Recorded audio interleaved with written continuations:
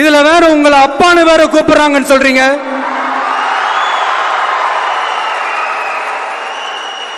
தினம் தினம் உங்களுடைய இந்த கொடுமைகளை அனுபவிச்சுட்டு இருக்கிற என்னுடைய சகோதரிகளான தமிழ்நாட்டு பெண்கள் தான் உங்களுடைய அரசியலுக்கே ஒரு முடிவு கட்ட போறாங்க, உங்களுடைய ஆட்சிக்கு ஒரு முடிவு கட்ட போறாங்க, உங்களுடைய இந்த அரசியல் வாழ்க்கைக்கு ஒரு முடிவு கட்ட போறாங்க.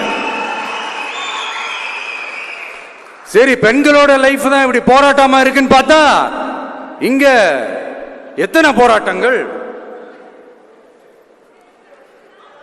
பரந்தூர் போராட்டம், அரசு ஊழியர்கள் ஆசிரியர்கள் போராட்டம், போதைப் பொருள் எதிர்ப்பு போராட்டம், வரி உயர்வு போராட்டம், மீனவர்கள் போராட்டம், போக்குவரத்து ஊழியர்கள் போராட்டம், சாதிவாரி கணக்கெடுப்பு போராட்டம், சாம்சங் தொழிலாளர்கள், டங்ஸ்டன், விவசாயிகள் போராட்டம், மின்கட்டண உயர்வு எதிர்ப்பு போராட்டம், இஸ்லாமிய அமைப்புகள், செவிலியர்கள், மருத்துவர்கள், இந்த மாதிரி போராட்டங்கள். இதெல்லாம் சும்மா சாம்பிள் தான், இது இன்னும் சொல்லிட்டே போலாம், இந்த நாள் பத்தாது. ஆனா இந்த எல்லா போராட்டங்களுக்கும் தமிழக வெற்றி கழகம் கூட நிற்கும்.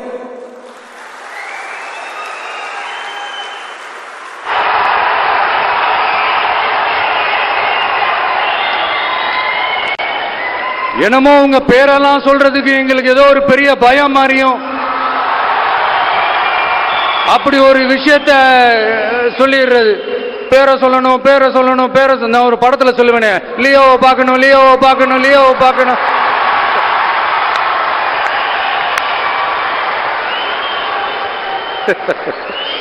இல்ல இல்ல, சத்தியமா அப்படிதாங்க இருக்கு.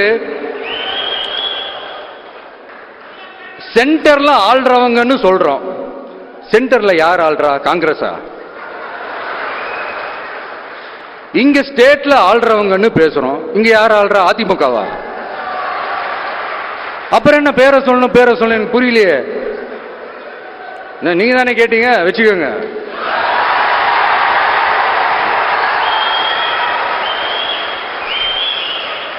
ஓட்டுக்காக காங்கிரஸ் கூட தேர்தல் கூட்டணி, கொள்ளையடிக்கிறதுக்காக உங்களோட, அதாவது பாஜகவோட மறைமுக அரசியல் கூட்டணி,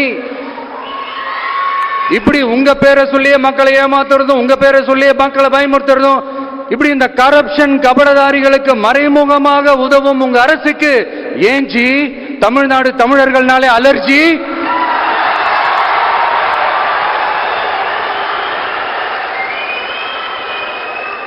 தமிழ்நாட்டிலிருந்து வர ஜிஎஸ்டியே கரெக்டா வாங்கிக்கிறீங்க, ஆனா தமிழ்நாட்டுக்கு பட்ஜெட்ல நிதி ஒதுக்க மாட்டேங்கிறீங்க. நீங்க படிக்கிற நம்ம பிள்ளைங்களோட படிப்புக்கு நிதி ஒதுக்க மாட்டேங்கிறீங்க, ஆனா மும்மொழி கொள்கையை திணிக்கிறீங்க. டீலிமிட்டேஷன் என்ற பேர்ல தமிழ்நாட்டோட பார்லிமெண்ட் சீட்ஸ்லயும் கேள்வி வைக்க பாக்குறீங்க. ஒரே நாடு ஒரே தேர்தல் நீங்க ஸ்டார்ட் பண்ணப்பவே புரிஞ்சிருச்சு பிரதமர் சார், உங்க பிளான் என்னன்னு, எங்கெல்லாம் எப்படியெல்லாம் எந்த திசைகள் எல்லாம் இந்த நாட்டை கொண்டு போலாம்னு. சார் உங்ககிட்ட நாங்க சொல்லிக்கிறதெல்லாம், தமிழ்நாட்டை கொஞ்சம் கேர்ஃபுல்லா ஹேண்டில் பண்ணுங்க சார்.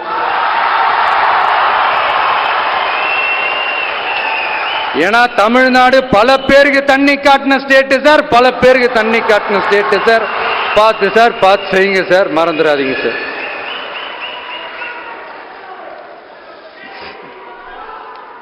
தமிழ்நாட்டு மக்களுக்கு இன்னைக்கு இந்த பொதுக்குழு வழியா ஒரு உத்தரவாதத்தை நாம கொடுக்க போறோம். நம்ம ஆட்சி, அதாவது உங்க ஆட்சி, உண்மையான மக்களாட்சி, தமிழக வெற்றி கழகம் தலைமையிலான அறுதி பெரும்பான்மை பெற்ற ஆட்சி, அதே சமயத்தில் அதிகார பகிர்வுடன் கூடிய ஆட்சி. அப்படி இந்த ஆட்சி அமைஞ்சதும் பெண்கள் பாதுகாப்பை 100% உறுதி செய்வோம்.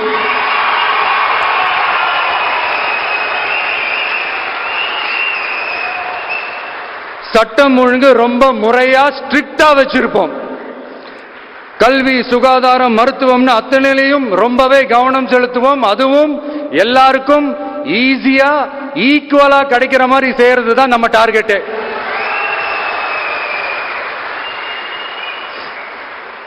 அரசு ஊழியர்கள், ஆசிரியர்கள், போக்குவரத்து தொழிலாளர்கள், மின்சார வாரிய ஊழியர்கள்னு தொழிலாளர்கள் பக்கமும் நாம கண்டிப்பா துணையா நிற்போம். ஏன்னா நாம எப்பவுமே உழைக்கிறவங்க பக்கம்தான்.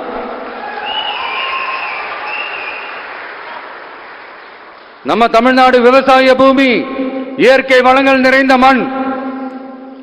இந்த விவசாயத்துக்கும் இயற்கை வளங்களுக்கும் எதிரா எந்த விதமான ஒரு திட்டத்தையோ நடவடிக்கையோ கொண்டு வர்றதை எங்களால் ஏற்கவே முடியாது. எங்க மண்ணை மக்களை பாதிக்கிற மாதிரி திட்டங்களை தயவு செஞ்சு செயல்படுத்தாதீங்க. அதை நாங்கள் எதிர்க்கவே செய்வோம்.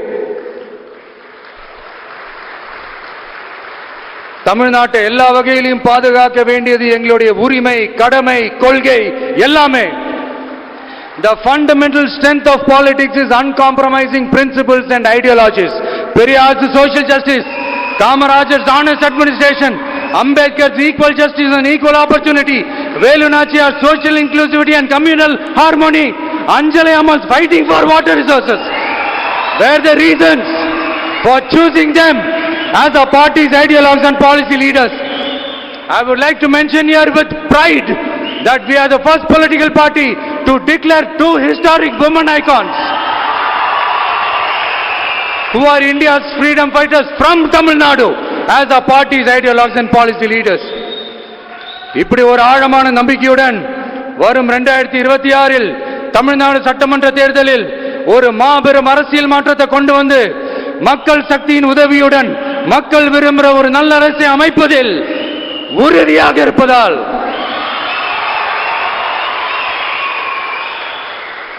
அதை தடுக்கிறதுக்குன்னு சில பேர் பகல் கனவு காண்பார்கள் இல்லையா? அவங்க எல்லாருக்குமே சொல்லிக்கிறது ஒண்ணுதான், காற்று, மழை, வெயில், இயற்கையை யாரால் கட்டுப்படுத்த முடியும்? யாரால் தடுக்க முடியும்? இவை எல்லாம் கடவுளால் உருவாக்கப்பட்டவை. அப்படிதான் எம் மக்களுக்கான அரசியலையும் யாராலும் தடுக்க முடியாது. அரசியல் சூறாவளியையும் தேர்தல் சுனாமியையும் தடுப்பார் எவர். அப்படிதான் எம் மக்களுக்கான அரசியலையும் அந்த வெற்றியையும் யாராலும் தடுக்க முடியாது. அப்படி தடுக்கணும்னு நினைக்கிறவங்களோட கனவு ஒரு நாளும் மெய்ப்படாது. Before concluding my speech, few words from William Blake. Men may come, men may go, but I go on forever.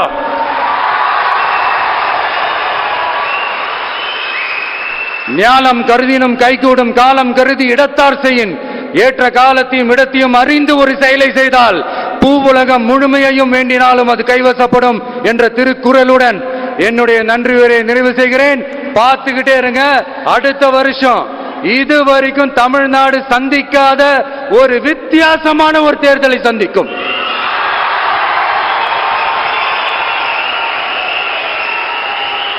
ரெண்டே ரெண்டு பேருக்கு நடுவுல தான் போட்டியே. ஒன்னு டிவிகே, இன்னொன்னு டிஎம்கே.